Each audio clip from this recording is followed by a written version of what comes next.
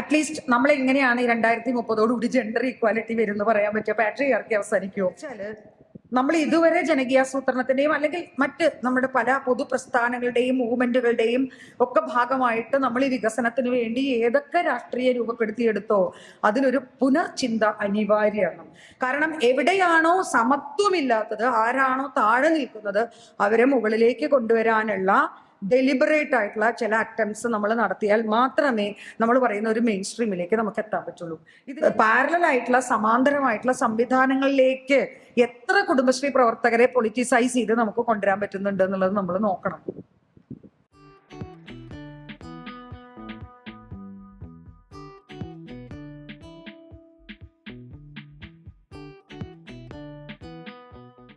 ഈ ടോപ്പിക്കിൽ പറയുന്ന പോലെ തന്നെ ജെൻഡറും വികസനവും എന്നുള്ളത് രണ്ട് വിഷയങ്ങളെയാണ് കൈകാര്യം ചെയ്യുന്നത്.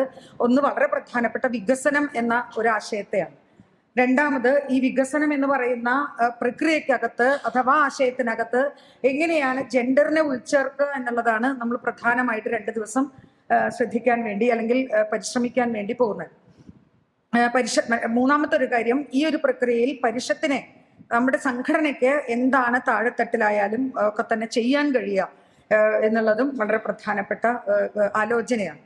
ഇതില് നമുക്കൊക്കെ അറിയാവുന്നതുപോലെ ഇത് നമുക്ക് സമീപിക്കേണ്ടി വന്നത് എന്തുകൊണ്ടാണ്? ഈ വികസനം എന്ന് പറയുന്ന ആശയത്തെ ശാസ്ത്ര സാഹിത്യ പരിഷത്തിന് ചർച്ച ചെയ്യേണ്ടി വന്നത് എന്തുകൊണ്ടാണ് എന്നുള്ളത് വളരെ പ്രധാനപ്പെട്ട ഒന്നാണ്. ഡെവലപ്മെന്റിനെ കുറിച്ച് പല തരത്തിലുള്ള സംസാരങ്ങളും ആശയങ്ങളും നമ്മുടെ സമൂഹത്തിനകത്തുണ്ട്. എന്താണ് ഡെവലപ്മെന്റ് എന്ന് പറയുന്നത്? പലപ്പോഴും വികസന സൂചികകളെ വെച്ച് രാഷ്ട്രങ്ങളെ തരംതിരിക്കുന്ന സമയത്ത് യഥാർത്ഥ വികസനമാണോ ഈ തരംതിരിവിൽ നടക്കുന്നത് എന്നുള്ളത് വളരെ പ്രധാനപ്പെട്ട ഒന്നാണ്. ഈ വികസനത്തെ അളക്കാൻ ആവശ്യമായിട്ടുള്ള ചില സൂചികകൾ, ആ സൂചികകൾ എവിടെ നിന്ന് രൂപപ്പെട്ടു വരുന്നു എന്നുള്ളതും വളരെ പ്രധാനപ്പെട്ട ഒന്നാണ്. എന്ന് പറഞ്ഞാൽ വികസനം എന്ന് പറയുന്ന ആശയം അങ്ങേയറ്റം പൊളിറ്റിക്കൽ ആണ് എന്നുള്ള സ്റ്റാൻഡിൽ നമ്മൾ എല്ലാവരും ഒത്തുചേർന്നാലേ നമുക്ക് ഇതിനെക്കുറിച്ച് ചർച്ച ചെയ്യാൻ കഴിയുള്ളൂ. നേരെ മറിച്ച് വികസനം എന്ന് പറയുന്നത് ഒരു രാഷ്ട്രീയ ചിന്തയൊന്നുമല്ല. മറിച്ച് വികസനം എന്ന് പറയുന്നത് നേരത്തെ സൂചിപ്പിച്ച കുറെ മേഖലക്കകത്ത് എവിടെയൊക്കെ മുന്നിട്ട് നിൽക്കുന്നു അവരെയൊക്കെ നമ്മൾ വികസിച്ചവരായിട്ട് കണക്കാക്കാം, അല്ലെ? വികസിത രാജ്യങ്ങൾ, അവികസിത രാജ്യങ്ങൾ, വികസ്വര രാജ്യങ്ങൾ, ഇതെങ്ങനെയാ തിരിച്ചത്, അല്ലെ? ആ രീതിയിലാണ് നമ്മൾ കാണുന്നതെങ്കിൽ തികച്ചും എന്താ പറയാ, രാഷ്ട്രീയമായിട്ടുള്ളൊരു ചർച്ചയായിരിക്കും നമ്മൾ നടത്തുക. വികസനം എന്ന് പറയുന്നതിൽ വളരെ പൊളിറ്റിക്കലായിട്ട് നടക്കേണ്ട ഒരു പ്രത്യേക പേഴ്സ്പെക്റ്റീവ്, നമ്മളൊക്കെ നിൽക്കുന്ന ഒരു പേഴ്സ്പെക്റ്റീവിലേക്ക് വികസനത്തെ കൊണ്ടുവരിക എന്നുള്ളത് വലിയ വെല്ലുവിളിയാണ്. കാരണം അങ്ങനെയുള്ള ചില സൂചനകള് നമ്മൾ എവിടെയെങ്കിലും അല്ലെങ്കിൽ ചില മാതൃകകള് ചൂണ്ടിക്കാണിച്ചിരുന്ന സമയത്തൊക്കെ നമ്മൾ 5-6 റാങ്കോ 6 റാങ്കോ ആയിട്ടുണ്ട്. ഇപ്പോൾ ഞാൻ ജോലി ചെയ്യുന്ന സ്ഥാപനത്തിൽ കിലയിൽ തന്നെ ജെൻഡറും വികസനവും എന്ന് പറയുന്ന മേഖലയിൽ അല്ലെങ്കിൽ വികസന പ്രവർത്തനങ്ങളിൽ ജെൻഡർ ഉൾക്കൊള്ളിച്ചുകൊണ്ടുള്ള മാതൃകാ പഞ്ചായത്തുകളെ ഞങ്ങൾ സൃഷ്ടിച്ചെടുക്കാറുണ്ട്. അപ്പോൾ ഒരു നാഷണൽ ഇന്റർനാഷണൽ സെമിനാറോ വെബിനാറോ ഒക്കെ വരുമ്പോൾ ഈ പഞ്ചായത്തുകളെ നമ്മൾ ഇതേ ചിട്ടയോടുകൂടി വളരെ കൃത്യമായി ഇവര് പറയുന്ന ചില ക്രൈറ്റീരിയാസ് വെച്ചൊക്കെ നമ്മുടെ അവതരണങ്ങളൊക്കെ നമ്മൾ സംഘടിപ്പിക്കും. ഒരിക്കൽ പോലും നമുക്ക് 1ാം റാങ്ക് കിട്ടി ജയിച്ചു പോരാൻ പറ്റിയിട്ടില്ല. കാരണം പലപ്പോഴും അത് ഇൻഫ്രാസ്ട്രക്ചർ ഡെവലപ്മെന്റിലോ, അതായത് മാതൃകകൾ എല്ലാ മേഖലയിലും ഉണ്ടാവാലോ വികസനത്തില്. ജെൻഡർ അതിലൊരു വിഷയം മാത്രമാണ്. ചൈൽഡ് ഫ്രണ്ട്ലി ലോക്കൽ ഗവേണൻസ് വരെ ജെൻഡർ ഫ്രണ്ട്ലി ലോക്കൽ ഗവേണൻസിനേക്കാൾ മുന്നിൽ വരാറുണ്ട്. എന്താണ് കാരണം? അതാണ് അതിന്റെ പിന്നിലെ രാഷ്ട്രീയം. എളുപ്പം. അപ്പൊ പഞ്ചായത്തുകൾക്ക് ഭയങ്കര സങ്കടമാണ്. അപ്പൊ നമുക്ക് ഇപ്പോ കേന്ദ്ര ഗവൺമെന്റിന്റെ ചില ഇത് വരുമ്പോ, സ്കീമുകൾ വരുമ്പോ അവർക്കൊരു സങ്കല്പം എന്നാണ് അവർ ഹിന്ദിയിൽ പറയുന്നത്, അത് തെരഞ്ഞെടുക്കണം ഒരു പഞ്ചായത്ത്. അപ്പോൾ നിങ്ങളൊരു സങ്കല്പം തിരഞ്ഞെടുക്കണം എന്ന് പറയുമ്പോൾ മിക്കവാറും ഗ്രാമപഞ്ചായത്തുകളെ ആദ്യ സമയത്ത് നമ്മളൊക്കെ കൊടുത്തൊരു ഊർജത്തിന്റെ ഫലമായിട്ട് ജെൻഡർ തിരഞ്ഞെടുക്കും. ജെൻഡർ ആൻഡ് ലോക്കൽ ഗവേണൻസ് തിരഞ്ഞെടുക്കും, ജെൻഡർ ഫ്രണ്ട്ലി ലോക്കൽ ഗവേണൻസ്. പക്ഷെ ഇതുപോലെയുള്ള അവതരണങ്ങളിൽ വന്നാൽ എങ്ങനെ നമ്മൾ ഇവരെ പറഞ്ഞു മനസ്സിലാക്കും? നമ്മൾ വരുത്തിയ മാറ്റം, നമ്മൾ നമ്മുടെ ലോക്കലായിട്ടോ അല്ലെങ്കിൽ പ്രാദേശികമായിട്ടോ നമ്മൾ വരുത്തിയ മാറ്റം എളുപ്പത്തിൽ കാണിച്ചു കൊടുക്കാവുന്ന ഒരു മോഡലല്ല എന്നുള്ളത് ആണ് ഇതിനെ ഏറ്റവും രാഷ്ട്രീയപരമാക്കുന്നത്, അല്ലെ? ഇപ്പോ വളരെ സിമ്പിൾ ആയിട്ടുള്ള എക്സാമ്പിൾ നമ്മൾ പറയാറുണ്ട്. പലപ്പോഴും പിന്നെ പട്ടികജാതി വിഭാഗത്തിൽപ്പെട്ട അല്ലെങ്കിൽ പട്ടികവർഗത്തിൽ വിഭാഗപ്പെട്ട ഉദ്യോഗസ്ഥര് ഡിപ്പാർട്ട്മെന്റിന്റെ തലപ്പത്ത് വരുമ്പോൾ അല്ലെങ്കിൽ ഒരു ജില്ലാ ഓഫീസറായിട്ടോ സംസ്ഥാന ഓഫീസറായിട്ടോ വരുമ്പോൾ നമ്മുടെ ഓഫീസിനകത്തുള്ള പല നിയന്ത്രണങ്ങളിലും അല്ലെ, താഴെത്തട്ടിൽ വരുന്ന ആളുകളോടുള്ള നിയന്ത്രണങ്ങളിലൊക്കെ ചിലപ്പോ അതിന് മുൻപുണ്ടായിരുന്ന ഒരു ഓഫീസർ കാണിച്ച വൈദഗ്ധ്യം കാണിക്കാൻ പറ്റിയിട്ടില്ലെങ്കിൽ അത് ഇത് പട്ടികജാതിക്കാരി ആയതുകൊണ്ടല്ല, പകരം വേറൊരാളായത് കൊണ്ടാണ് എന്ന് അംഗീകരിക്കാൻ നമുക്ക് സാധിക്കാറില്ല. പകരം നമ്മൾ പറയും അതിപ്പോ രാവിലെ സംവരണം കിട്ടി വന്നതല്ലേ, അതുകൊണ്ട് തീർച്ചയായിട്ടും അവർക്ക് ഇത്രയൊക്കെ സാധിക്കുള്ളൂ എന്ന് പറയുന്നിടത്ത് കേരളത്തിന്റെ വികസനത്തിന് ഫസ്റ്റ് ആദ്യം എത്തണമെങ്കിൽ ഏറ്റവും ബെസ്റ്റ് ആയിട്ടുള്ള ആളുകളെ നിങ്ങൾ മുന്നിൽ വെക്കുകയാണെങ്കിൽ അതിൽ ആരൊക്കെ പെടുക എന്ന് നിങ്ങളൊന്ന് ആലോചിച്ചാൽ മതി. അതായത് കേരളമാണ് വികസന സൂചികകളിൽ 1-ാം സ്ഥാനം എന്ന് പറഞ്ഞിട്ട് നമ്മൾ ഏതെങ്കിലും ഒരു കൂട്ടായ്മയിൽ പങ്കെടുക്കുകയാണ്, പല സംസ്ഥാനങ്ങളുടെ കൂട്ടായ്മകളിൽ പങ്കെടുക്കുമ്പോൾ കേരളം 1-ാം സ്ഥാനത്താണെന്ന് നമ്മൾ വാദിക്കണമെങ്കിൽ ഈ പറയുന്ന ആളുകളെ നമ്മൾ എവിടെയാണ് പ്ലേസ് ചെയ്തിട്ടുള്ളത്, എങ്ങനെയാണ് നമ്മൾ 1-ാം സ്ഥാനത്ത് എത്താൻ ആരെയൊക്കെയാണ് നമ്മൾ മുന്നിൽ ഉയർത്തിപ്പിടിക്കാറെന്ന് നോക്കിയാൽ നിങ്ങൾ നേരത്തെ പറഞ്ഞ അതിലൊന്ന് ബ്രാഹ്മണായിരിക്കും, അല്ലെങ്കിൽ ഉയർന്ന ജാതിയിൽപ്പെട്ട ഉയർന്ന മതത്തിൽപ്പെട്ട ആളുകളായിരിക്കും അതിന്റെ മുൻനിരയിൽ ഉണ്ടാവുക. 2, സാമ്പത്തികമായിട്ട് ഏറ്റവും അധികം എക്സ്പീരിയൻസസും അതല്ലെങ്കിൽ ഇങ്ങനത്തെ അനുഭവങ്ങളൊക്കെ നേടാൻ സാമ്പത്തികമായി ശേഷിയുള്ള ആളുകളായിരിക്കും അതിന്റെ മുന്നിലുണ്ടാവുക. 3, മിക്കവാറും അതൊരു പുരുഷനായിരിക്കും. സ്ത്രീ ആണെങ്കിൽ വളരെ പണിപ്പെട്ട് മാത്രമാണ് നമുക്ക് ഈ മുൻനിരയിൽ നമുക്ക് എത്താൻ സാധിക്കുക. 4, ഭിന്നശേഷിക്കാരായ വ്യത്യസ്ത ശേഷികളുള്ള ആളുകൾ വളരെ കുറവായിരിക്കും. അങ്ങനെയുള്ള ചില മാതൃകകൾ ചൂണ്ടിക്കാണിച്ചുകൊണ്ട് നമ്മളുടെ പഞ്ചായത്ത് മുന്നിലാണ്, നമ്മളുടെ സംസ്ഥാനം മുന്നിലാണ് എന്ന് പറഞ്ഞാൽ അതാണോ യഥാർത്ഥ വികസനം? അതോ നമ്മുടെ സൊസൈറ്റിക്കകത്ത് ഏറ്റവും പിൻതട്ടിൽ നിൽക്കുന്ന ആളുകളെ ചൂണ്ടിക്കാണിച്ച് ഇവിടെയാണ് കേരളം നിൽക്കുന്നത് എന്ന് പറയുന്നതാണോ ശരി എന്നുള്ളിടത്താണ് നമ്മളുടെ യഥാർത്ഥ രാഷ്ട്രീയം. അതിനാണ് നമ്മൾ സാധാരണ പറയാറ് നോ വൺ ലെഫ്റ്റ് ബിഹൈൻഡ് എന്ന് പറയുന്ന ഒരു സ്ലോഗൻ വികസനത്തിന്റെ വളരെ പ്രധാനപ്പെട്ട ഒരു മുദ്രാവാക്യമായിട്ട് മാറേണ്ടതുണ്ട്.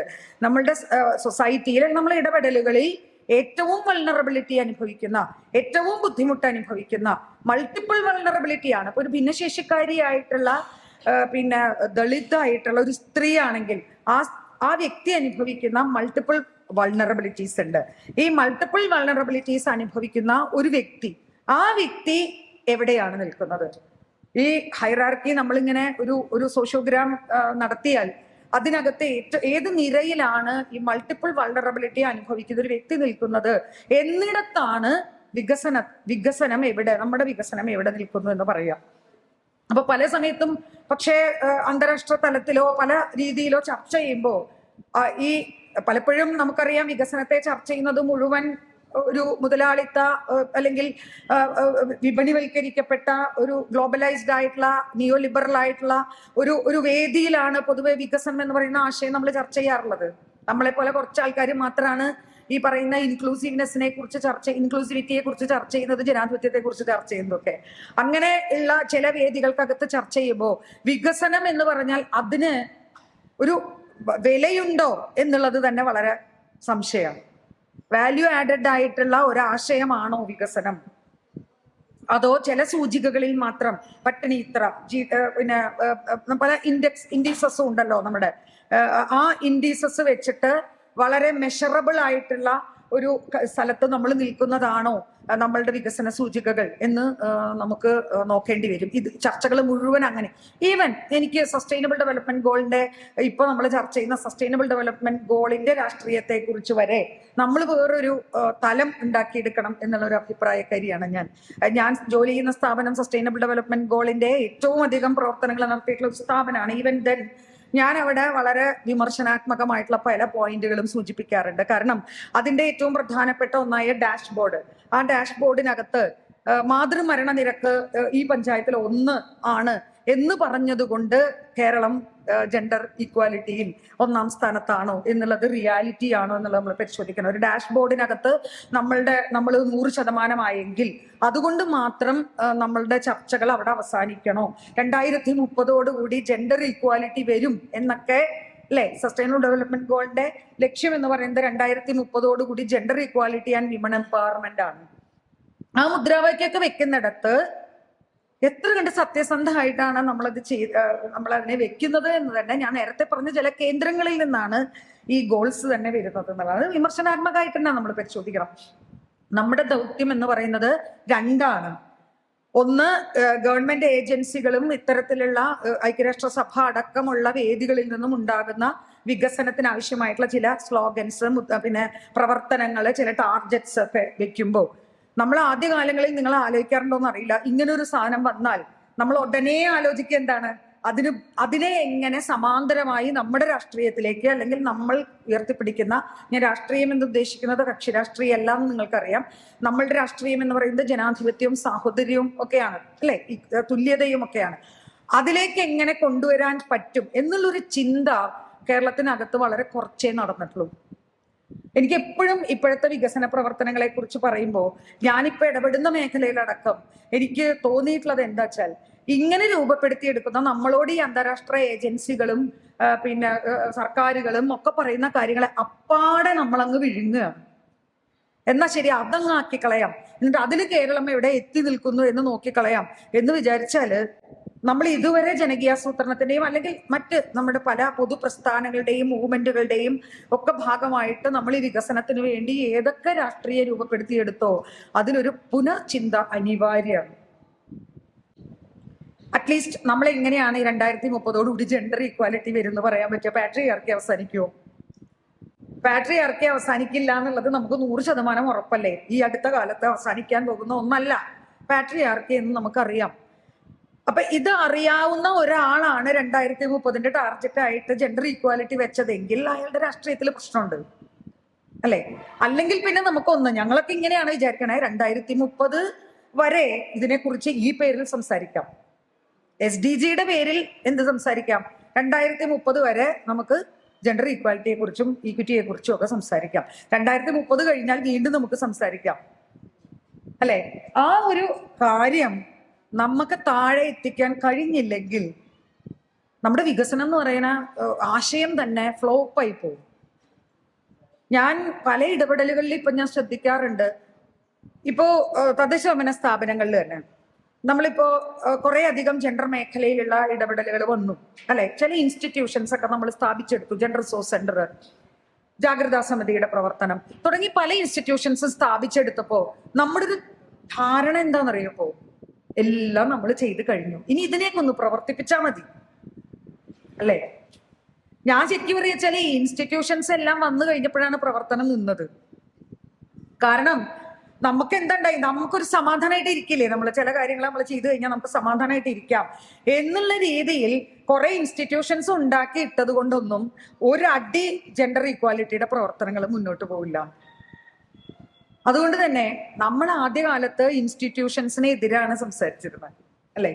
ജെൻഡർ റിസോഴ്സ് സെന്ററിന്റെ കാര്യം മാത്രമല്ല പറയുന്നത്, ഒരു ആശയത്തെ ഇൻസ്റ്റിറ്റ്യൂഷണലൈസ് ചെയ്യാന്ന് പറഞ്ഞാൽ തികച്ചും ആന്റി പൊളിറ്റിക്കലാണ്, അല്ലെ? ഒരാശയം സ്റ്റാറ്റിക് അല്ല, ഒരാശയത്തെ നമുക്ക് പുനഃപരിശോധിച്ച് കൊണ്ടുപോകാൻ കഴിയണം.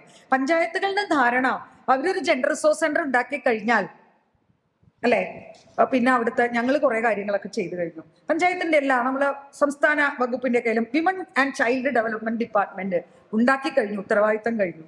എന്താണ് WCD ചെയ്യുന്നത്, WCDക്ക് എന്താണ് അതിന്റെ ഉത്തരവാദിത്തം, പറയുന്ന കാര്യങ്ങളിൽ ആശയപരമായിട്ട് നമ്മൾ പറയേണ്ടതാണോ പറയുന്നത് തുടങ്ങിയിട്ടുള്ള കാര്യങ്ങളിൽ ഇപ്പോഴും നമ്മളൊന്നും പഠിക്കാനോ അതിനെക്കുറിച്ച് ചിന്തിക്കാനോ തയ്യാറല്ല. ഇത് അപ്പാടെങ്ങ് വിഴുങ്ങുകയാണ്. കഴിഞ്ഞ ദിവസം ഇവിടുത്തെ വലിയ ഒരു മൂവ്മെന്റിന്റെ ഒരു വ്യക്തി എന്നെ വിളിച്ചിട്ട് വയനാട്ടില് നടന്ന, അത് നല്ലൊരു വിമർശനാണ്, വയനാട്ടില് പിന്നെ പ്രധാനമന്ത്രി സന്ദർശിച്ചപ്പോ അതിന്റെ വീഡിയോസിലും ചിത്രങ്ങളിലും ഒക്കെ പ്രധാനമന്ത്രി ഉണ്ട്, നമ്മുടെ മുഖ്യമന്ത്രി ഉണ്ട്, പോലീസുകാര്, മീഡിയ എല്ലാവരും ഉണ്ട്. പക്ഷെ അവിടുത്തെ കളക്ടറായിരുന്ന മേഘശ്രീ, അവർ ലേഡിയാണ്, ഇതുകൊണ്ട് തന്നെ അവരൊന്നും ചിത്രത്തിലില്ലെന്നും, അതുകൊണ്ട് നിങ്ങൾ എന്താണ് ക്ലാസ് എടുക്കുന്നത് ജെൻഡറിനെ കുറിച്ച്, നിങ്ങൾ എന്താണ് പഞ്ചായത്തുകളെ കുറിച്ച് പഞ്ചായത്തിൽ പഠിപ്പിക്കുന്നത്, ഇപ്പോഴും സ്ത്രീകളൊന്നും ചിത്രത്തിലില്ലല്ലോ എന്ന് വിളിച്ചു ചോദിച്ചു എന്നോട്. അപ്പൊ ഞാൻ പറഞ്ഞു, അത് പോരായ്മ തന്നെയാണ്, ഒരു സംശയവുമില്ല, അല്ലെ? ഇപ്പോഴും നമുക്ക് ഒരു പ്രാതിനിധ്യം പോലും വരുത്താൻ കഴിയുന്നില്ല എന്നുള്ളത് പോരായ്മ തന്നെയാണ്. പക്ഷെ എനിക്ക് തിരിച്ചൊരു ചോദ്യം അവരോട് ചോദിക്കാനുണ്ടായിരുന്നു. ഇതെല്ലാം സർക്കാരുകളുടെ തലയിൽ കെട്ടിവെച്ചിട്ട് നമുക്ക് വേറൊരു പണിയില്ല എന്നുകൊണ്ട് നമുക്ക് ഇരിക്കാൻ പറ്റുമോ? ഞാൻ ചോദിച്ചു, നിങ്ങൾക്കൊക്കെ എന്താ പണി, അല്ലെ? നിങ്ങളൊക്കെ നമ്മൾ അന്നൊക്കെ ഇപ്പൊ അതിലേക്ക് സംസാരിച്ചുകൊണ്ടിരിക്കുന്ന ഭരണഘടന, ഞാനിപ്പോഴും ഓർക്കുകയാണ്, ആദ്യകാലത്ത് ഭരണഘടനയിലത്തെ കുറെ കാര്യങ്ങളെ നമ്മൾ വിമർശിച്ച് സംസാരിച്ചിട്ടുണ്ട്, അല്ലെ? ഭരണഘടന എന്താ പറയാ, കത്തിച്ചു കളയാൻ പറ്റില്ലല്ലോ, കുറ്റകരല്ലേ എന്നുള്ളത് കൊണ്ട് മാത്രം അവിടേക്ക് എത്താതിരിക്കുകയും ഭരണഘടന പോരാ, അതൊരു ബൂർഷ്വാ പേപ്പറാണ് അല്ലെ, ഡോക്യുമെന്റ് ആണ് എന്ന് നമ്മൾ ഒരു കാലത്ത് സംസാരിച്ചിട്ടുണ്ട് അല്ലെ.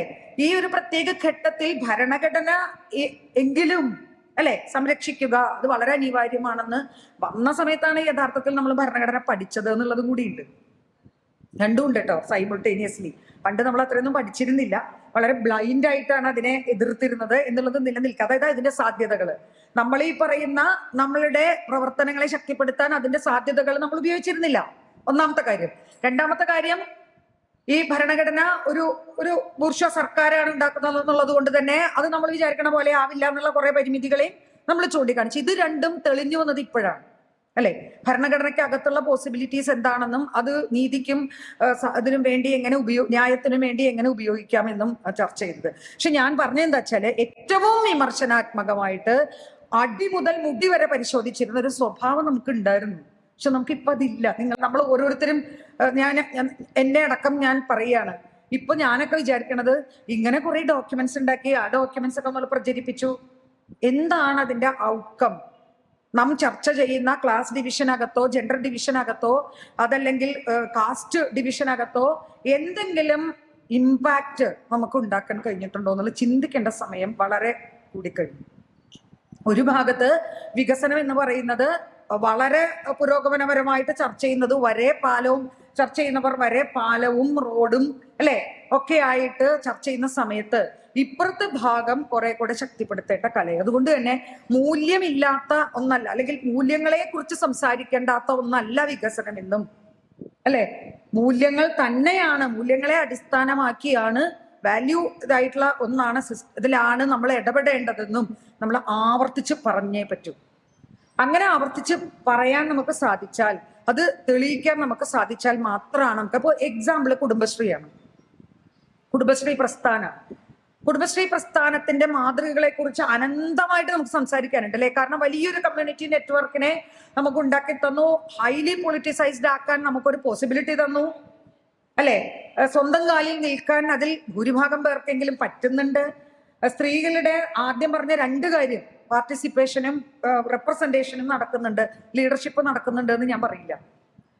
പാർട്ടിസിപ്പേഷനും റെപ്രസെന്റേഷൻ നന്നായിട്ട് നടക്കുന്നുണ്ട്.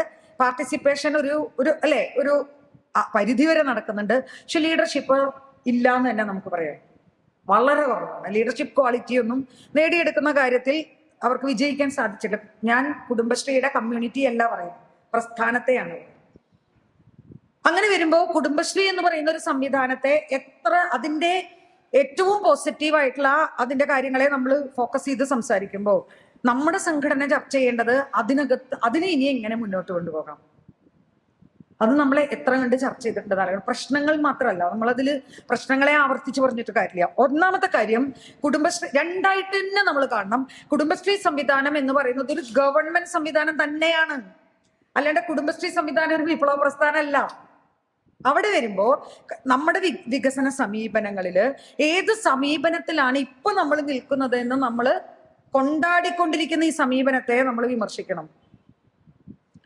അതായത് നമ്മൾ പറയുന്ന പല സമീപനങ്ങൾക്കകത്ത് നേരത്തെ മീര ടീച്ചർ പറഞ്ഞ പോലെ വിമൺ ആൻഡ് ഡെവലപ്മെന്റ് എന്ന് പറയുന്ന അതിനെ നമ്മൾ വിശകലനം ചെയ്യുമ്പോൾ സ്ത്രീകളുടെ എഫിഷ്യൻസി കൂടെ സോഷ്യൽ പ്രൊട്ടക്ഷനകത്ത് കൊണ്ടുവരണം എന്ന് ചർച്ച ചെയ്യുന്ന വിമൺ ആൻഡ് ഡെവലപ്മെന്റ് എന്ന് പറയുന്ന രീതിയിൽ നിന്ന് അത് ഒരുപാട് ഡിസ്കഷൻസിൽ നിന്ന് മാറി ജെൻഡർ ആൻഡ് ഡെവലപ്മെന്റിലേക്ക് മാറിയിട്ടാണ് ഇപ്പൊ നമ്മൾ നിൽക്കണം. ജെൻഡറും വികസനവും. ജെൻഡർ ആൻഡ് ഡെവലപ്മെന്റ് എന്ന് പറയാൻ എന്താണ് കാരണം? ആ പറച്ചിലേക്ക് നമ്മൾ എത്തുന്നുണ്ടോ? ജെൻഡർ ആൻഡ് ഡെവലപ്മെന്റ് അല്ല നമ്മളിപ്പോ ചെയ്യണേ. നമ്മൾ വിചാരിക്കണത് ഇപ്പൊ നമ്മൾ നടത്തിക്കൊണ്ടിരിക്കുന്ന പ്രവർത്തനങ്ങൾ ഗാഡ് ആണെന്നാണ്, GAD ആണെന്നാണ്. GAD അല്ല, നമ്മളിപ്പോഴും വാഡിൽ തന്നെയാണ് നിൽക്കണം. നമ്മളിപ്പോഴും പിന്നെ പലപ്പോഴും രാജേഷ് വിശദീകരിക്കാറുള്ള ഒരു വികസന സമീപനം ഉണ്ട്. താഴേക്ക് അരിച്ചിറങ്ങുന്ന മുകളിൽ ചില അപ്പകഷ്ണങ്ങൾ വെച്ചിട്ടുണ്ടെങ്കിൽ അതിന്റെ ഇമ്പാക്ട് എവിടേക്ക് എത്തും? താഴേക്ക് ട്രിക്കിൾ ഡൗൺ ചെയ്ത് താഴേക്ക് എത്തും എന്ന് പറയുന്ന ഒരു തിയറിക്കകത്ത് തന്നെയാണ് ഇപ്പോഴും ഇത് നമ്മൾ പരിശോധിക്കണം. ഇപ്പോഴും സെൻട്രലൈസ്ഡ് തന്നെയാണ്, ഡീസെൻട്രലൈസ്ഡ് ഒന്നുമല്ല. അങ്ങനെയെങ്കിൽ ഈ താഴെത്തട്ടിൽ നിൽക്കുന്ന ആളുകൾ ഇപ്പോഴും ഡിസിഷൻ മേക്കേഴ്സ് അല്ല, അവരിപ്പോഴും ബെനിഫിഷ്യറീസ് ആണ്. ബെനിഫിഷ്യറീസ് ആണെങ്കിൽ അതൊരിക്കലും സമത്വ കേന്ദ്രീകൃതമായിട്ടുള്ള ഒരു വികസന സമീപനമല്ല. നമ്മൾ ആദ്യം മനസ്സിലാക്കേണ്ടത് ഇപ്പൊ നടക്കുന്നതെല്ലാം നമ്മുടെ ടാർഗറ്റ് അല്ല, നമ്മൾ ലക്ഷ്യമാക്കിയതല്ല. നമ്മൾ അതിന്റെ ഒരു 60% എത്തിയിട്ടുള്ളൂ. അടുത്ത ഘട്ടത്തിലേക്ക്, അതായത് ജെൻഡർ ആൻഡ് ഡെവലപ്മെന്റ് എന്ന് പറയുന്ന ഘട്ടത്തിലേക്ക് നമ്മൾ പോകണമെങ്കിൽ, ജെൻഡർ ആൻഡ് ഡെവലപ്മെന്റ് എന്ന് പറയുന്ന ആശയം തന്നെ ഉണ്ടായത് പാട്രിയാർക്കിയെ അഡ്രസ് ചെയ്തുകൊണ്ടാണ്. നമ്മൾ പലപ്പോഴും വിമൺ എന്തുകൊണ്ടാണ് ജെൻഡർ എന്നുള്ള വാക്ക് ഉപയോഗിക്കണമെന്ന് വെച്ചാൽ എല്ലാവരും പറയും ട്രാൻസ്ജെൻഡേഴ്സ് വന്നുകൊണ്ടാണ്. അല്ല, ട്രാൻസ്ജെൻഡേഴ്സ് വന്നുകൊണ്ടൊന്നുമല്ല. വിമൺ എന്നുള്ള അത് അപ്ലിക്കേഷൻ ഫോമിലാണ്, അല്ലെ? എല്ലാ ആപ്ലിക്കേഷൻ ഫോമിലും സെക്സ് എന്ന് പറയുന്ന വാക്ക് മാറി ജെൻഡർ ആയത് എന്തുകൊണ്ടാണ്?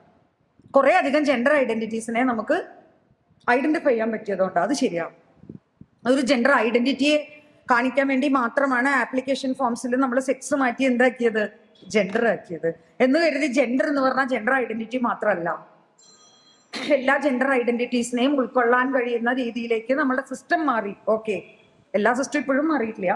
ഞാൻ ഏതിൻ്റെയോ ഒന്നില് ഇപ്പൊ നോക്കിയപ്പോ ഏതൊരു മീറ്റിംഗിൽ ഇരുന്നപ്പോ ദയ ഹോസ്പിറ്റലിന്റെ എത്തിക്സ് കമ്മിറ്റിയിലുണ്ട് ഞാൻ. അപ്പോൾ അവര് അവിടെ MBBS കഴിഞ്ഞ ആളുകൾ PGക്കുള്ള റിസർച്ച് നടത്തുമല്ലോ. അപ്പൊ ആ റിസർച്ച് പേപ്പേഴ്സ് അവതരിപ്പിക്കുന്നത് നമ്മൾ എത്തിക്സ് കമ്മിറ്റി അപ്രൂവ് ചെയ്യണം. അങ്ങനെ അപ്രൂവ് ചെയ്യാൻ വേണ്ടി ഞാൻ നോക്കുമ്പോൾ ഇവരുടെ എല്ലാ കൺസെന്റ് ഫോമിലും, പേഷ്യൻസിന് കൊടുക്കുന്ന എല്ലാ കൺസെന്റ് ഫോമിലും ലിംഗം എന്നാണ്. അതാണ് ഡോക്ടേഴ്സ് ഒന്നും ഇത് ഒന്നും മനസ്സിലാക്കിയിട്ടൊന്നുമില്ല. ഇതൊക്കെ മാറേണ്ട കാലമായി എന്നുള്ളത് അവർ മനസ്സിലാക്കിയിട്ട് പോലും ഇല്ല. അപ്പൊ ഞാൻ ചോദിച്ചു, നിങ്ങൾ ഈ ലിംഗം എന്ന് പറഞ്ഞാൽ എന്താ ഉദ്ദേശിക്കണം? ആണല്ലെങ്കിൽ പെണ്ണ്, മെയിൽ ഓർ ഫീമെയിൽ. അപ്പൊ ഞാൻ ബാക്കിയുള്ളവരെയൊന്നും നിങ്ങളെ കൂട്ടത്തിൽപ്പെട്ടിട്ടില്ലേ?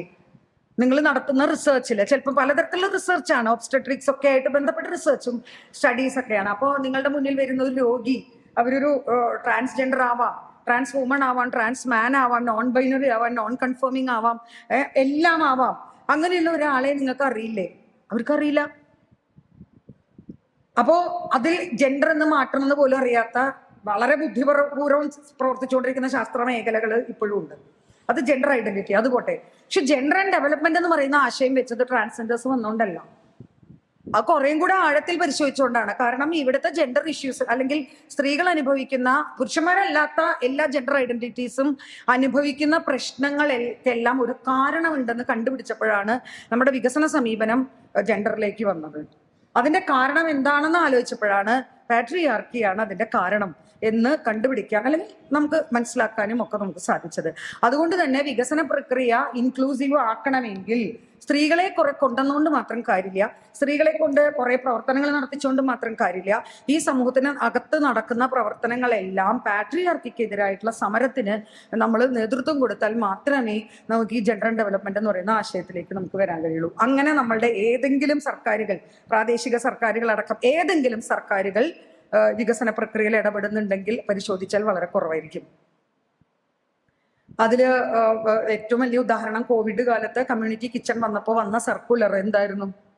കുടുംബശ്രീയെ നിയോഗിച്ചുകൊണ്ടായിരുന്നു. ഒന്നും ആലോചിക്കാൻ തന്നെ ഉണ്ടായില്ല. കുടുംബശ്രീയെ നിയോഗിച്ചുകൊണ്ടാണ് കോവിഡ് കാലത്ത് വന്ന കമ്മ്യൂണിറ്റി കിച്ചൺ വന്നത്.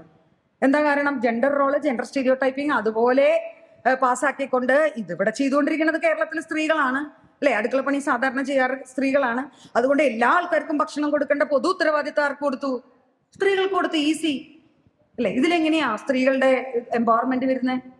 എംപവർമെന്റ് വരും, ഇക്കണോമിക് എംപവർമെന്റ് ചിലപ്പോൾ വന്നേക്കാം, അല്ലെ? പൈസ കിട്ടിയേക്കാം. അത് കഴിഞ്ഞ് നമ്മളെല്ലാവരും ഇടപെട്ട് വീണ്ടും വീണ്ടും ഇതിന് അപ്പൊ ഓൺലൈൻ മീറ്റിങ്ങുകൾ വിളിക്കാറുള്ളതുകൊണ്ട് നമുക്ക് ഇടപെടാൻ ഭയങ്കര എളുപ്പമാണ്. കമ്മ്യൂണിറ്റി കിച്ചന്റെ പുരോഗമനം സംബന്ധിച്ച് അല്ലെങ്കിൽ സർക്കുലർ സംബന്ധിച്ച് ഓൺലൈൻ മീറ്റിംഗ്, അപ്പോൾ ഓൺലൈൻ മീറ്റിംഗിൽ നമ്മൾ പങ്കെടുക്കുമ്പോൾ ഇത് പറ്റില്ല, ഇത് കുടുംബശ്രീക്കാരെ മാത്രമേ ഏൽപ്പിച്ചാൽ പറ്റില്ല, ഇത് പഞ്ചായത്തിന്റെ ഉത്തരവാദിത്തമാണ്, അല്ലെ? പഞ്ചായത്തിന്റെ ഉത്തരവാദിത്തമാണെന്ന് പറഞ്ഞു വന്നപ്പോഴാണ് യഥാർത്ഥത്തിൽ കുടുംബശ്രീ പ്രവർത്തകരും ജനപ്രതിനിധികളും ഒന്നിച്ച് വർക്ക് ചെയ്യാൻ തുടങ്ങിയത്. അപ്പോഴും നല്ല സ്റ്റീരിയോ ടൈപ്പിംഗ് അവിടെ, അല്ലെങ്കിൽ റോൾ അവിടെ ഉണ്ടായിരുന്നു. കാരണം ഭക്ഷണം ഉണ്ടാക്കുന്നത് സ്ത്രീകളും പാക്ക് ചെയ്ത് എത്തിക്കുന്നത് ആരുമായിരുന്നു? പുരുഷന്മാരുമായിരുന്നു. എങ്ങനെയാ ഇത്? കോവിഡ് കാലത്തുള്ള എല്ലാ പ്രവർത്തനവും ജെൻഡർ ഈക്വൽ ആണെന്ന് പറയാൻ പറ്റില്ലല്ലോ, അല്ലേ? അപ്പോൾ ഈ ജെൻഡർ റോളുകളെ, ജെൻഡർ സ്റ്റീരിയോ ടൈപ്പുകളെ ഒക്കെ തകർക്കാൻ പറ്റുന്ന തരത്തിൽ നമ്മളുടെ വികസന സമീപനം മാറിയാൽ മാത്രമാണ് ജെൻഡർ ആൻഡ് ഡെവലപ്മെന്റ് എന്ന് പറയുന്ന ഒരു ഇതിലേക്ക് നമുക്ക് കടക്കാൻ പറ്റുള്ളൂ. ആ കടക്കാൻ പറ്റല് ഈ പഞ്ചായത്തുകളെ കൊണ്ട് മാത്രം സാധിക്കുന്ന ഒരു പണിയാണെന്ന് നമ്മൾ വിചാരിക്കരുത്. അവർക്കിത് പിടിയിട്ടിട്ടില്ല. മാത്രമല്ല, അതിനകത്ത് കുറെ ജനപ്രതിനിധികളോ കുറച്ച് കമ്മിറ്റികളോ പ്രവർത്തിച്ചത് കൊണ്ട് മാത്രം ഈ സാധനത്തിനെ മാറ്റിയെടുക്കാനും പറ്റില്ല. അപ്പൊ നമ്മുടെ പണി വേറെയാണ്. ഞാൻ ഉദ്ദേശിക്കുന്നത് ശാസ്ത്ര സാഹിത്യ പരിഷത്ത് അടക്കം എന്നെ പോലുള്ള ആളുകൾ, ഞാൻ അടങ്ങുന്ന ശാസ്ത്ര സാഹിത്യ പരിഷത്ത് അടക്കമുള്ള നമ്മുടെ സംഘടനയുടെ ഒരു ഉത്തരവാദിത്വം എന്ന് പറയുന്നത് ഇതിന് ആവശ്യമായിട്ടുള്ള ചില നടപടികൾ അതല്ലെങ്കിൽ ചില ആശയങ്ങൾ രൂപപ്പെടുത്തിയെടുക്കേണ്ട വലിയ ഉത്തരവാദിത്വം നമുക്കുണ്ട്.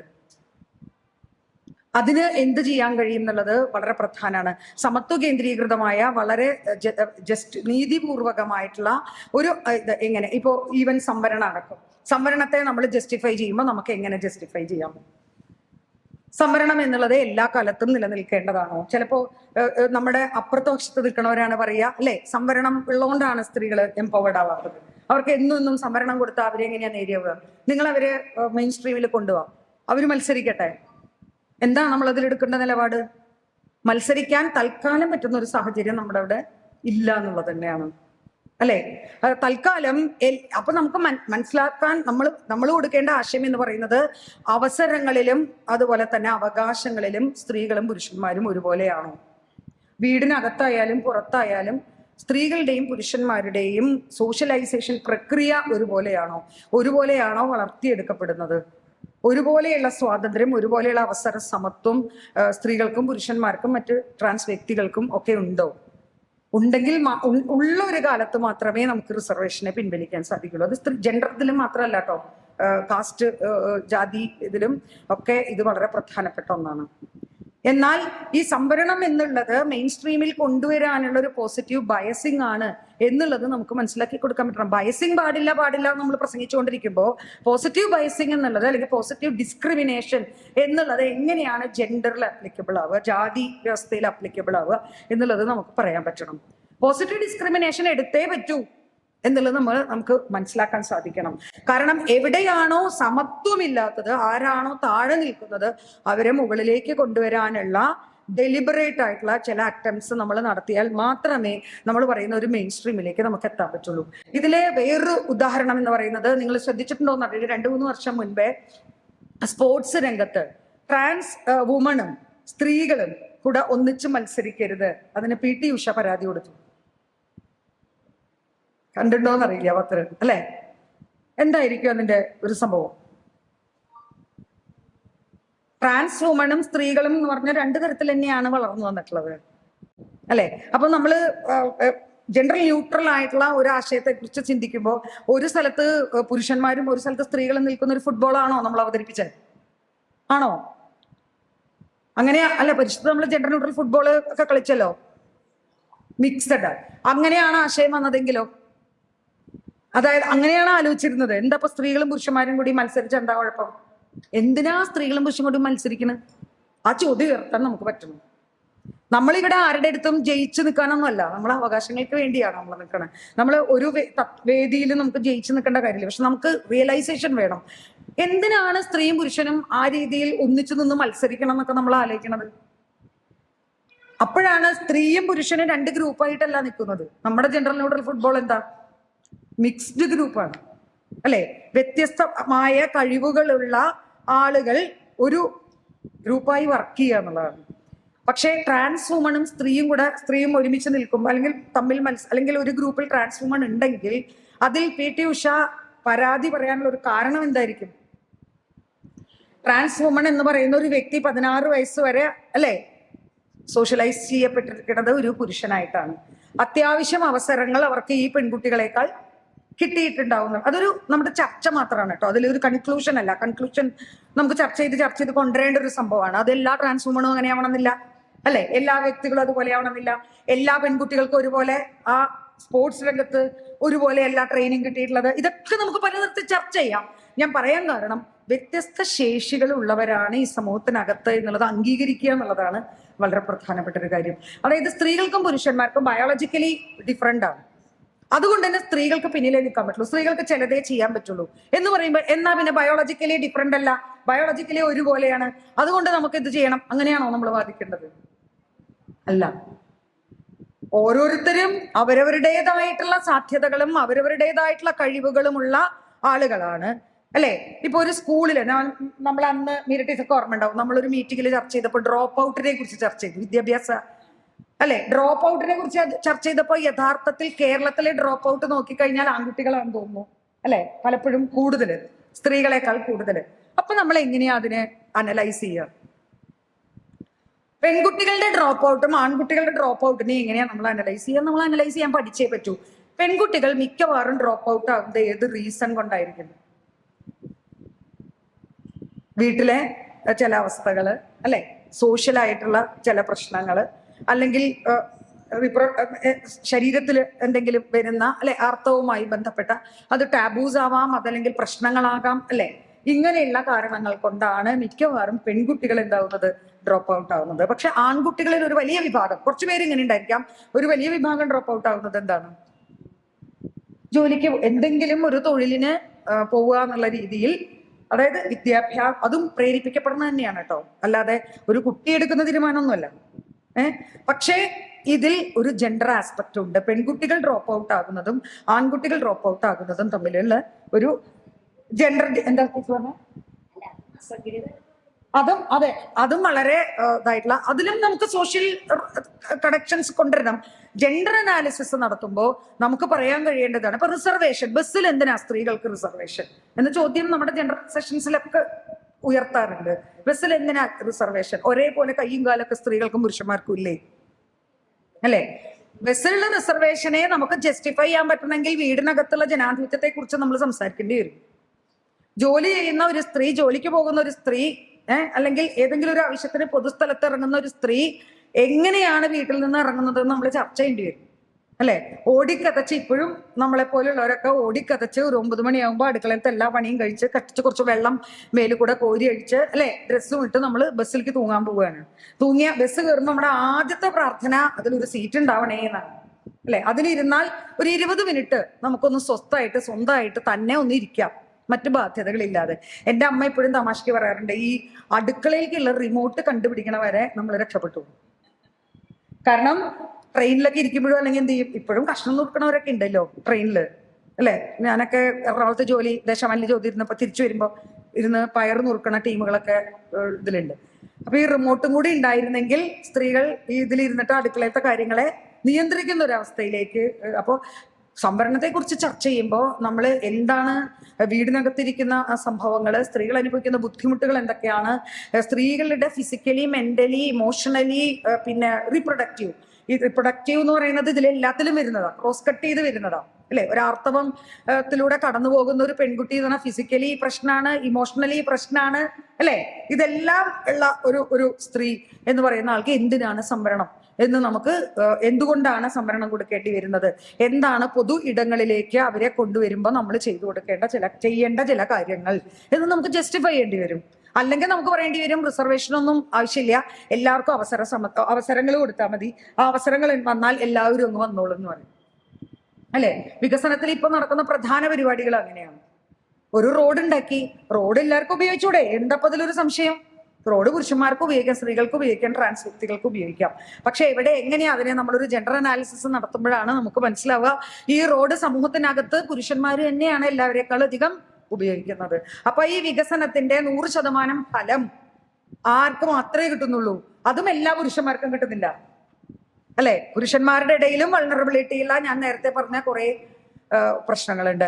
അപ്പൊ അതിന്റെ ഒരു ഇമ്പാക്ട് എല്ലാ ആളുകൾക്കും കിട്ടണമെങ്കിൽ എങ്ങനെയായിരിക്കണം നമ്മളുടെ വികസന സമീപനം, നമ്മൾ ലക്ഷ്യമാക്കേണ്ടത് എന്താണ് എന്നുള്ളത് നമ്മൾ സംസാരിച്ചാൽ മാത്രമേ നമുക്ക് ജെൻഡർ ആൻഡ് ഡെവലപ്മെന്റ് എന്ന് പറയുന്ന ഒരു ആശയത്തിലേക്ക് നമുക്ക് ഈ കാര്യങ്ങളെ കൊണ്ടുവരാൻ വേണ്ടിയിട്ട് നമുക്ക് സാധിക്കുള്ളൂ. ഇപ്പോ ജെൻഡറിനെ നമ്മൾ സംസാരിക്കുന്നത് എങ്ങനെയാ? എല്ലാ സ്ഥലത്തും ജെൻഡർ എന്ന് പറഞ്ഞാൽ ഒരു സെഷൻ, അതിൽ നമ്മൾ ഇതൊക്കെ ഇങ്ങനെ കുറച്ച് പേരുകൂടി ചർച്ച ചെയ്യും, അല്ലെ? ആരോഗ്യം വേറെ സ്ഥലത്ത് ചർച്ച ചെയ്യും, വിദ്യാഭ്യാസം വേറെ സ്ഥലത്ത് ചർച്ച ചെയ്യും, ജെൻഡർ വേറെ സ്ഥലത്ത് ചർച്ച ചെയ്യും. പക്ഷെ ഈ ജെൻഡർ എന്ന് പറയുന്ന ഒരു ആശയത്തെ എല്ലാ സ്ഥലത്തും ക്രോസ് കട്ട് ചെയ്ത് കൊണ്ടുവരേണ്ടതാണ് എന്നുള്ളൊരു കാര്യത്തിലേക്ക് പരിഷത്ത് ഇപ്പൊ ഒരു കുറച്ചു കാലങ്ങളായിട്ട് നമ്മൾ ചർച്ച ചെയ്യാറുണ്ട്, അല്ലെ? പാലക്കാട് ജില്ലാ കമ്മിറ്റിക്കല്ലേ ജെൻഡർ വർക്ക് ഇതന്നെ ഇല്ലാത്തത്? ഇപ്പൊ ഉണ്ടോ? രൂപീകരിച്ചോ? ഓക്കെ. അല്ല, അത് രണ്ട് തന്നെയാണ്. എന്താ കാരണം? ഞാൻ നേരത്തെ പറഞ്ഞ പോലെ എപ്പോഴാണോ ഈക്വൽ ആയിട്ട് നമുക്കൊരു കാര്യത്തിലേക്ക് ചർച്ച ചെയ്യാൻ ഉദ്ദേശിച്ചത് അതുവരെയുള്ള ആശയം നമ്മൾ തന്നെ കൊടുക്കണം, അല്ലെ? അത് ജെൻഡർ പ്രത്യേകം അതുകൊണ്ടാണ് നമ്മൾ പ്രത്യേകം ചർച്ച ചെയ്യുന്നത്. പ്രത്യേകം ചർച്ച ചെയ്ത് അതിൽ നിന്ന് ഉരുത്തിരിഞ്ഞിരുന്ന ചില ആശയങ്ങളെ എല്ലാ മേഖലകളിലേക്കും പടർത്തിവിടാൻ നമുക്ക് സാധിച്ചാൽ മാത്രമേ നമുക്ക് എല്ലാ മേഖലകളിലും ഈ പറയുന്ന വികസന ആശയം നമുക്ക് രൂപപ്പെടുത്തിയെടുക്കാൻ വേണ്ടി സാധിക്കുകയുള്ളൂ. അപ്പൊ ഈ രീതിയിൽ നമ്മളിപ്പോൾ നടത്തിക്കൊണ്ടിരിക്കുന്ന പ്രവർത്തനങ്ങളെ ക്രിട്ടിക്കലി അപ്രോച്ച് ചെയ്യുക എന്നുള്ളത് വളരെ പ്രധാനപ്പെട്ട ഒന്നാണ്. പകരം ഇതെങ്ങനെ നടത്തിയെടുക്കാം എന്നുള്ളത് സംസാരിക്കുന്നതിലപ്പുറം അതാവാം ചെയ്യണം. അതിലപ്പുറം ഇതിലുണ്ട്. അപ്പൊ ഞാൻ നേരത്തെ കുടുംബശ്രീയിലാണ് തുടങ്ങിയത്. കുടുംബശ്രീ എന്ന് പറയുന്ന ഒരു പ്രസ്ഥാനത്തിന്റെ പ്രവർത്തനങ്ങളുടെ പോസിറ്റീവ് പറയുമ്പോൾ, കുടുംബശ്രീ എന്ന് പറയുന്ന ഒരു പ്രസ്ഥാനത്തിൽ നമ്മൾ അല്ലെങ്കിൽ നമ്മളുടെ ഒരു രാഷ്ട്രീയ ബോധ്യം വെച്ച് നമ്മൾ എങ്ങനെ അതിനെ കാണേണ്ടത്, കുടുംബശ്രീ സ്ത്രീകൾക്ക് അതിൽ പ്രവർത്തിക്കുന്നതിന്റെ ഭാഗമായിട്ട് കിട്ടുന്ന കൂലി എത്രയാണ്? നിങ്ങൾ കുടുംബശ്രീയുടെ മേഖലകളിൽ പ്രവർത്തിച്ചിട്ടുണ്ടെങ്കിൽ നിങ്ങൾക്ക് മനസ്സിലാവും. മാക്സിമം 500 രൂപ 400 രൂപ ആണ് ഒരു ദിവസം അവർക്ക് കിട്ടുന്നത്.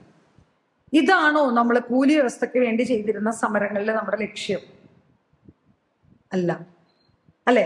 അപ്പൊ കുടുംബശ്രീ പ്രസ്ഥാനത്തെ നമ്മൾ ഫോക്കസ് ചെയ്യുന്ന സമയത്ത്, അല്ലെങ്കിൽ നമ്മൾ അതിനെ കെട്ടിപ്പടുക്കുന്ന സമയത്ത് നമ്മുടെ മനസ്സിലൊരു ധാരണ വേണം, ഇത് ഇവിടെ നിന്നാ പോരാ.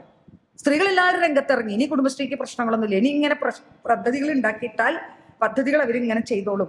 അങ്ങനെയല്ല. ഇതിൽ നിന്ന് കിട്ടുന്ന ലാഭം എന്താണ്? നമ്മൾ പൊതുവായി നടത്തുന്ന കൂലിക്ക് വേണ്ട സമരത്തിന്, ആ സമരത്തിൽ നാം മുന്നോട്ട് വയ്ക്കുന്ന ആശയങ്ങളെ കുടുംബശ്രീ കൂടെ നമുക്ക് നടത്താൻ പറ്റുന്നുണ്ടോ? സത്യത്തിൽ ആലോചിച്ചാണ്ടല്ലോ, ആ സമരത്തിന് വരുന്ന ആളുകൾ പോലും ഇപ്പൊ വരാണ്ടേ. എന്താ കാരണം? ഞാൻ നേരത്തെ പറഞ്ഞില്ലേ, ഇതൊക്കെ ചെയ്താ ഒക്കെ ആയി എന്നുള്ളൊരു തോന്നല്, അല്ലെ? 400 രൂപ കിട്ടിയാലും, വളരെ ലോ പെയ്ഡ് ആയാലും വളരെ അണ്ടർ പെയ്ഡ് ആയാലും, കിട്ടിയ കാശ് കൊണ്ട് ജീവിക്കുക, പിന്നെ കുറെ കടമെടുക്കുക, അല്ലെ? അത് വെച്ച് കടമെടുക്കുക, ഈ ഐഡന്റിറ്റി വെച്ച് കടമെടുക്കുക, അല്ലെങ്കിൽ കടമെടുപ്പിക്കുക എന്നാ ഞാൻ പറയുക. കടം എടുക്കലല്ല അവർ ചെയ്യണേട്ടോ, കടമെടുപ്പിക്കുകയാണ്. കടമെടുപ്പിക്കുക, അവരുടെ പ്രാതിനിധ്യം എല്ലാ സ്ഥലത്തും ഉണ്ടെന്ന് കാണിക്കാൻ വേണ്ടിയിട്ട് എല്ലാ സമ്മേളനങ്ങളിലും, എല്ലാ സെമിനാറുകളിലും, എല്ലാ ശില്പശാലകളിലും ആരായിരിക്കും? കുടുംബശ്രീക്കാരായിരിക്കും. പഞ്ചായത്തിലൊക്കെ നിങ്ങൾ കണ്ടാ അറിയാൻ പറ്റും. പഞ്ചായത്ത് ദിനാഘോഷത്തിനൊക്കെ നമ്മൾ കുറേ സെമിനാറുകൾ വെക്കും. നമ്മൾ സംസാരിക്കാൻ പോകുമ്പോൾ കാണാം ഫുള്ള് സ്ത്രീകളായിരിക്കും. ഇങ്ങനെ സ്ത്രീകൾ പഠിച്ചു പോയ എന്തായിരിക്കും കേരളത്തിന്റെ അവസ്ഥ എന്ന് ഞാൻ ആലോചിക്കാറുണ്ട്, അല്ലേ? ഞാൻ അത് കഴിഞ്ഞ് പുറത്തിറങ്ങി, ഇപ്പൊ ജനപ്രതിനിധികളൊക്കെ ഇത് കേൾക്കാതെ ഇങ്ങനെ പുറത്തിരിക്കുകയാണ് ആശാന്മാരായിട്ട്. ബസ്സിലൊക്കെ വന്നിട്ടുണ്ട് ഇവരുടെ കൂടെ. അപ്പൊ ഞാൻ ചോദിച്ചു, നിങ്ങളുടെ പഠന പ്രക്രിയയൊക്കെ പൂർത്തീകരിച്ചോ? എന്താ നിങ്ങൾക്ക് ഇതൊക്കെ മനസ്സിലായോ? അപ്പൊ അവർക്ക് പഠിക്കണം എന്നില്ല, കാര്യങ്ങൾ പഠിക്കണമെന്നോ ഇത് മുന്നോട്ട് കൊണ്ടുപോകാൻ ഒന്നുമില്ല. ഇതൊരു മെക്കാനിസം ആയിട്ടാണ് കൊണ്ടുനടക്കണേ. ഇത് വല്ലാണ്ട് ഇൻസ്റ്റിറ്റ്യൂഷണലൈസ് ചെയ്യപ്പെട്ടു. നമ്മുടെ വികസന സ്ട്രക്ചർ ആകെ ഇൻസ്റ്റിറ്റ്യൂഷണലൈസ് ചെയ്യപ്പെട്ടു. അതിന്റെ ഭാഗമായിട്ട് എന്താ വെച്ചാൽ പഠിക്കാൻ കുറച്ച് ആൾക്കാരെ അവിടെ കൊണ്ടിരുത്തുക, അല്ലെ? അവിടെ പരമാവധി ആ വേദികളിൽ ഞങ്ങൾ ഇങ്ങനത്തെ കുറെ കാര്യം പറയും. എന്തിനാണെന്നറിയോ? ഇരിക്കണവരെങ്കിലും പ്രതികരിച്ചിട്ട് ഇതിനെന്തെങ്കിലും ഒരു മാറ്റം ഉണ്ടെങ്കിൽ നന്നായില്ലേ എന്ന് വിചാരിച്ചിട്ട് പ്രതികരിച്ചു തുടങ്ങിയിട്ടോ. സ്ത്രീകൾ നന്നായി പ്രതികരിച്ചു തുടങ്ങി. അതാണ് കുടുംബശ്രീ പ്രസ്ഥാനത്തിന്റെയും തൊഴിലുറപ്പിന്റെയും ഒക്കെ ഒരു പ്രത്യേകത. കൊണ്ടുവരുന്നവരെ, കൈ കിട്ടുന്നവരെ നമുക്ക് കുറച്ച് കാര്യങ്ങൾ പറയിപ്പിക്കാലോ, അല്ലെ? അവര് തമ്മിലൊരു കമ്മ്യൂണിക്കേഷൻ ഉണ്ടാവുമല്ലോ, അവര് തമ്മിലൊരു ഷെയറിങ് ഉണ്ടാവുമല്ലോ. പക്ഷെ അവിടെ നിന്നാ പോരാ. വികസനത്തിന്റെ ഇതിനെ കുറിച്ച് ചർച്ച ചെയ്യുന്നവർ, പോളിസി മേക്കേഴ്സ്, അല്ലെങ്കിൽ നമ്മളെ പോലുള്ള വികസനത്തെ കുറിച്ച് ആശയങ്ങൾ രൂപപ്പെടുത്തുന്നവർ അവിടെ നിന്നാ പോരാ. പാരലൽ സമാന്തരമായിട്ടുള്ള സംവിധാനങ്ങളിലേക്ക് എത്ര കുടുംബശ്രീ പ്രവർത്തകരെ പൊളിറ്റിസൈസ് ചെയ്ത് നമുക്ക് കൊണ്ടുവരാൻ പറ്റുന്നുണ്ട് എന്നുള്ളത് നമ്മൾ നോക്കണം. അതിനകത്തു നിന്ന് സംസാരിക്കാൻ പറ്റുന്നവർ, തീരുമാനമെടുക്കാൻ പറ്റുന്നവർ, വിമർശിക്കാൻ പറ്റുന്നവർ എത്ര പേരുണ്ട്, അല്ലെങ്കിൽ അവരെ ഇങ്ങനെ വളർത്തിക്കൊണ്ടുവരാൻ പറ്റും എന്ന് പറയുന്ന ഒരു പാരലൽ നെറ്റ്വർക്ക് നമുക്കിതിൽ പതുക്കെ ഉണ്ടാക്കിയെടുത്തേ പറ്റൂ. ഇതാണ് എനിക്ക് തോന്നുന്നു നമ്മളെപ്പോലുള്ളവരുടെ ഉത്തരവാദിത്വം. ഇപ്പൊ തൊഴിലുറപ്പ് എന്ന് പറയുമ്പോൾ കേരളത്തിൽ മാത്രമാണ് തൊഴിലുറപ്പിൽ ഇത്രയധികം സ്ത്രീകള്, മറ്റു സംസ്ഥാനത്തൊക്കെ പുരുഷന്മാരധികം. കാരണം കൂലി കുറവുള്ളതുകൊണ്ടാണ്. അപ്പൊ കൂലി കുറവുള്ള ഒരു ജോലി ചെയ്യാനുള്ളവരാണോ സ്ത്രീകൾ? അതാണോ നമ്മൾ ഇത്രയും കാലത്തെ നമ്മുടെ പ്രവർത്തനം കൊണ്ട് നമ്മൾ ഉണ്ടാക്കിയെടുത്തത്? പകരം ഈ സംവിധാനത്തിൽ നിന്ന് എങ്ങനെ സ്ത്രീകളെ രക്ഷിക്കാം? തൊഴിലുറപ്പ് സംവിധാനത്തിൽ നിന്നല്ല, കൃത്യമായ കൂലി കിട്ടുന്ന. ഇപ്പൊ സേവ പ്രവർത്തിക്കുന്ന സമയത്ത് പാലക്കാട് എന്നോട് നമ്മളെയൊക്കെ നല്ലോണം അറിയണ ഒരാൾ പറയുന്നുണ്ട്, ശനിയാഴ്ച ശനി ഞായർ അവർക്ക് വരാൻ പറ്റില്ല. അപ്പൊ ഞാൻ ചോദിച്ചു, ഇങ്ങനെ ജോലിക്ക് ആളെ ഇല്ലേ ചോദിച്ചപ്പോ, സേവയിൽ നിന്നാണ് ആള് കിട്ടിക്കണം, വലിയ കഷ്ടമാണ് അമൃത്. ഏതോ 2 ദിവസം, ഒരു ദിവസമോ 2 ദിവസമോ അവർക്ക് വരാൻ പറ്റില്ല, ടോയ്ലറ്റ് അവർ കഴുകില്ല. ഇതൊക്കെയാണ് അവരുടെ ഡിമാൻഡ്. അപ്പോ ഈ വീട്ടുജോലി എന്നുള്ളത് ഒരു അംഗീകരിക്കപ്പെട്ട, അല്ലെങ്കിൽ യഥാർത്ഥത്തിൽ കൂലി ലഭിക്കേണ്ട ഒരു ജോലിയാണെന്ന സങ്കല്പം നമുക്ക് പോലും ഇല്ല. നമ്മളിൽ എത്ര പേര് വീട്ടിൽ ജോലിക്ക് വരുന്നവർക്ക് കൃത്യമായി വേജ് കൊടുക്കുന്നുണ്ട്, അല്ലെ? അപ്പൊ ഈ സിസ്റ്റത്തിൽ ആരോ അന്ന് സംസാരിച്ച പോലെ ഈ സിസ്റ്റത്തിൽ വെച്ച് നോക്കുമ്പോൾ നമ്മളൊക്കെയും ഇതിന്റെ വക്താക്കൾ തന്നെയാണ്. നമ്മൾക്കൊക്കെ മാറാൻ കഴിയുന്നുണ്ടോ എന്നുള്ളത് നമ്മൾ ആലോചിക്കേണ്ടതുണ്ട്. അപ്പൊ ഈ ഒരു സംഘടിത മേഖലയായിട്ട് സേവ പോലെയുള്ള ഒരു പ്രസ്ഥാനം വന്നപ്പോ ഉണ്ടായ മാറ്റം എന്താ? ഡൊമസ്റ്റിക് വർക്കേഴ്സിന് അവരുടെ ഡിഗ്നിറ്റി ഉണ്ടായി, അല്ലെ? ഡൊമസ്റ്റിക് വർക്കേഴ്സ് ചെയ്യുന്ന ജോലിയും എല്ലാവരും ചെയ്യുന്ന പോലെ, മറ്റുള്ളവരും ജോലി ചെയ്യുന്ന പോലെ ഉള്ള ഒരു അഭിമാനകരമായിട്ടുള്ള വളരെ ഓട്ടോണമസ് ആയിട്ടുള്ള ഒരു ജോലിയാണെന്ന് നമുക്ക് അവർക്ക് ഉണ്ടാക്കാൻ പറ്റും. അതുകൊണ്ട് തന്നെ ഇത്തരത്തിലുള്ള കാര്യങ്ങളെ സംഘടനവൽക്കരിക്കുക, സംഘടിതമാക്കുക എന്നുള്ളത് തന്നെയാണ് നമ്മളുടെ വികസനത്തിന്റെ വളരെ പ്രധാനപ്പെട്ട അജണ്ട. ഞാൻ കുറെ അധികം പറയുന്നില്ല, എനിക്ക് പോവാൻ കുറച്ച് ധൃതിയുണ്ട്. എന്തായാലും അതില് നമ്മളിപ്പോ പിന്നിലാണ് എന്നുള്ളത് നമ്മൾ മനസ്സിലാക്കണം. നിലനിൽക്കുന്ന സിസ്റ്റത്തെ അപ്പാടെ വിഴുങ്ങുന്നതിന് പകരം ആ സിസ്റ്റത്തെ വളരെ റിയാക്റ്റീവ് ആയിട്ടുള്ള, പ്രതിരോധാത്മകമായിട്ടുള്ള പ്രവർത്തനത്തിന് ആ സിസ്റ്റത്തെ എങ്ങനെ ഉപയോഗിക്കാം, അങ്ങനെ ഉപയോഗിക്കാൻ പറ്റണമെങ്കിൽ ഇന്ന് നമ്മളൊക്കെ ചർച്ച ചെയ്യുന്ന പ്രാദേശിക തലത്തിലുള്ള ആളുകളെങ്കിലും, മറ്റുള്ളവരിങ്ങനെ വഴിക്ക് പോണവരാണ്. അപ്പൊ നമ്മുടെ കയ്യിൽ ഇപ്പൊ കിട്ടുന്നത് നമുക്ക് പ്രാദേശിക തലത്തിലുള്ള ജനപ്രതിനിധികളെ അല്ലെ, ഇതുവരെ വഴിക്കിയിട്ടില്ല, വഴിക്കാൻ തുടങ്ങിയിട്ടുണ്ട്. ആ ആളുകളെ എങ്ങനെ പൊളിറ്റിസൈസ് ചെയ്ത്, ആളുകളെ പൊളിറ്റിസൈസ് ചെയ്യണമെങ്കിൽ സിസ്റ്റത്തെ പൊളിറ്റിസൈസ് ചെയ്യണം. ഒരു സിസ്റ്റമിക് ചേഞ്ചിന് വേണ്ടി നമ്മൾ പ്രവർത്തിക്കണം. പാട്രിയാർക്കിക്കെതിരായിട്ട് പ്രവർത്തിക്കണം. ഇവിടുത്തെ ക്ലാസ് സിസ്റ്റത്തിനെതിരായിട്ട് പ്രവർത്തിക്കണം. ഈ തരത്തിലുള്ള ഒരു വികസന സങ്കല്പത്തെ അങ്ങേയറ്റം രാഷ്ട്രീയപരമായിട്ട് നമുക്ക് രൂപപ്പെടുത്തിയെടുക്കാൻ സാധിച്ചാൽ മാത്രമേ അതിൽ നമുക്ക് ഇൻക്ലൂസിവിറ്റിയെ കുറിച്ച് സംസാരിക്കാൻ പറ്റുള്ളൂ, അതിൽ ജെൻഡറിനെ കുറിച്ച് സംസാരിക്കാൻ പറ്റുള്ളൂ, അതിലുള്ള ക്ലാസിനെ കുറിച്ച് സംസാരിക്കാൻ പറ്റുള്ളൂ, കാസ്റ്റിനെ കുറിച്ചും ഭിന്നശേഷിയെ ഇതായിട്ടുള്ള ഡിഫറെന്റ് ലേബിൾഡ് ആയിട്ടുള്ള ആളുകളെ കുറിച്ചും സംസാരിക്കാൻ പറ്റുള്ളൂ. അതുകൊണ്ട് നമ്മൾ തുടങ്ങേണ്ടത് ഡൈവേഴ്സിറ്റിയിൽ നിന്നാണ്.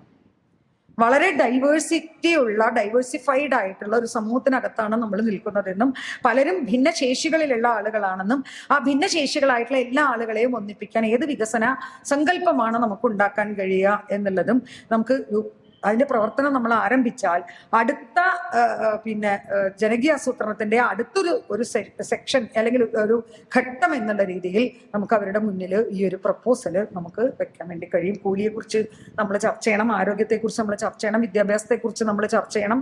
ഇതെല്ലാം നമ്മൾ പ്രതീക്ഷിക്കുന്ന തരത്തിലേക്ക് എത്തണമെങ്കിൽ രണ്ടാമതൊരു ജനകീയാസൂത്രണ വിപ്ലവം തന്നെ നടന്നാലാണ് നമുക്ക് ഈ വികസനത്തെക്കുറിച്ച് സത്യസന്ധമായിട്ട് സംസാരിക്കാൻ പറ്റുള്ളൂ എന്നുള്ളത് മാത്രം ഞാനിവിടെ അവതരിപ്പിക്കുകയാണ്. ചർച്ചയിൽ ഞാൻ ഉണ്ടാകേണ്ടതാണ്, പക്ഷെ എനിക്ക് അവിടെ എത്തണം എന്നുള്ളതുകൊണ്ട് എന്നെ വിടാൻ അനുവദിക്കണം. ഇവിടെ രാജേഷുണ്ട്, പിന്നെ അമൃതരാജ് വരും. ഇവരെല്ലാവരും കുറേ പേര് ഇതിൽ നിങ്ങളൊക്കെ തന്നെ ചർച്ചയിൽ പങ്കെടുക്കുന്നവരാണ്. പരസ്പരം നല്ല രീതിയിലൊരു ചർച്ച നടക്കട്ടെ എന്ന് ആശംസിച്ചുകൊണ്ട് എല്ലാ വിധത്തിലുള്ള നന്ദിയും ശാസ്ത്ര പരിഷത്തിനോട് പറഞ്ഞുകൊണ്ട് നിർത്തുന്നു.